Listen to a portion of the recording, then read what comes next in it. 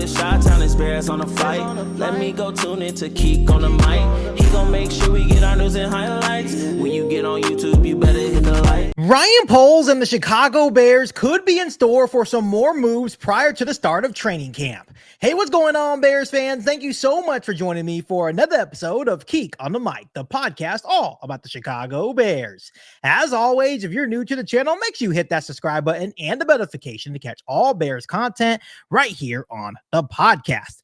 So, Bears fans, the beginning of training camp will begin in July. And obviously, that means we were just another step closer to the start of the Chicago Bears season. But until then, General Manager Ryan Poles and the rest of the Chicago Bears coaching staff will look over the roster and see if there's any areas of need, maybe for some extra competition on the roster as they go into training camp in July. So on today's episode of Keek on the Mic, I'm going to give you guys a couple of additions or moves prior to the start of training camp that I would love to see Ryan Poles and the Chicago Bears make. And as I'm going through today's episode of Keek on the Mic, go ahead and interact with me down below in the comment section and let me know some moves that you guys would like to see Ryan Poles and the Bears make prior to the start of training camp in July.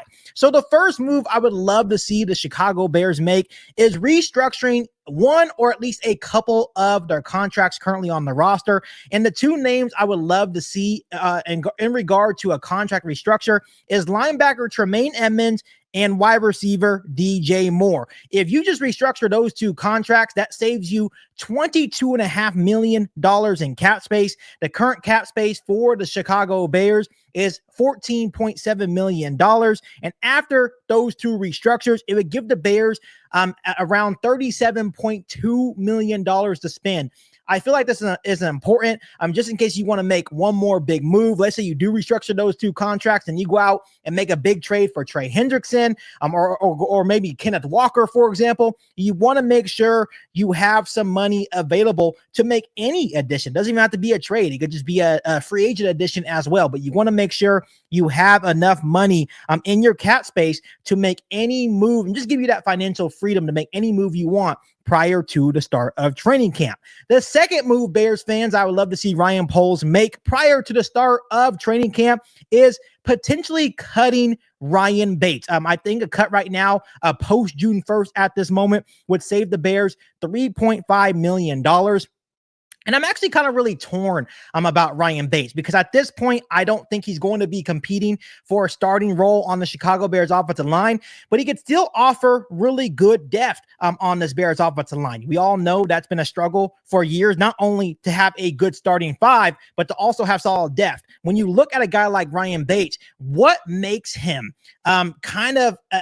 maybe a potential roster candidate to stay on the Chicago Bears roster is that he's able to play a lot of different positions on this offensive line. So he's very versatile, but at the same time, when you think about his availability, it hasn't been great. He missed most of last season with the shoulder injury, and it's actually carrying over to this season as well.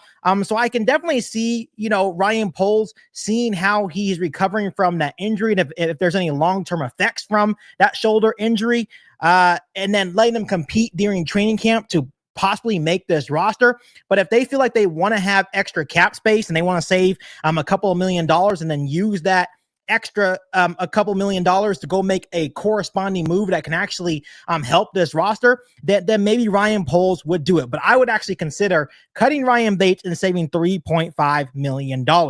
The third move I would really love to see Ryan Poles and the Chicago Bears make prior to the start of training camp is actually signing edge rusher Za'Darius Smith. And we've had so many different conversations about Trey Hendrickson. I brought up the idea of TJ Watt, even though I know it's probably a pipe dream.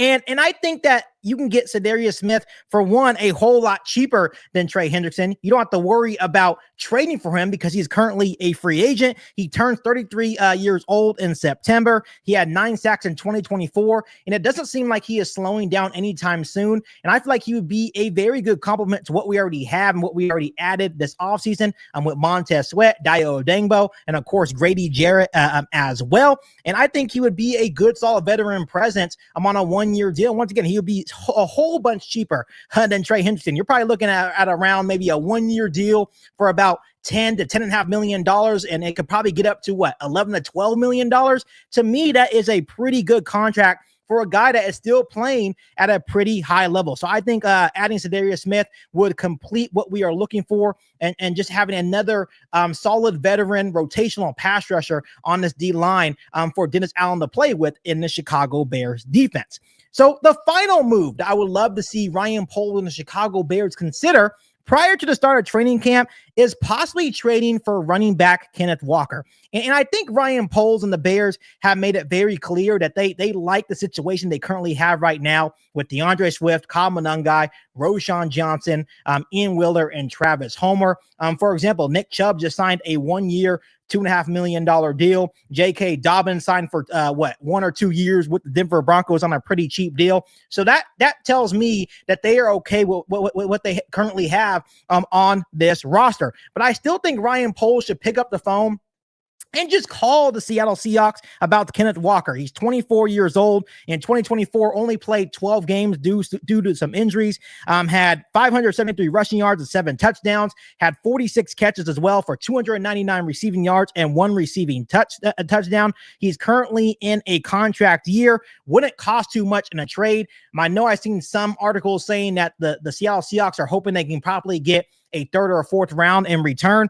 I would be willing to give up a 4th or 5th round pick in order to get Kenneth Walker. I think he would be the perfect complement to what we already have in DeAndre Swift. Once again, I understand that he's in a contract year, has had some injury concerns over the past couple of years as well. But personally, I think I would love the addition of adding Kenneth Walker to pair with DeAndre Swift. And overall, I'm also okay with the idea of just letting, Kyle Monangai and Roschon Johnson kind of battling it out for that running back 2 role behind DeAndre Swift as well. So Bears fans, these are the 4 different moves / additions that I would really love to see Ryan Poles and the Chicago Bears consider making prior to the start of training camp. Once again, do you guys agree with the moves that I listed on today's episode of Keek on the Mic? And if you were in general manager Ryan Poles' shoes, what moves would you make prior to the start of training camp? Or do you think the Bears are locked and loaded and just go into training camp with no extra moves or additions? Let me know down below in the comment section.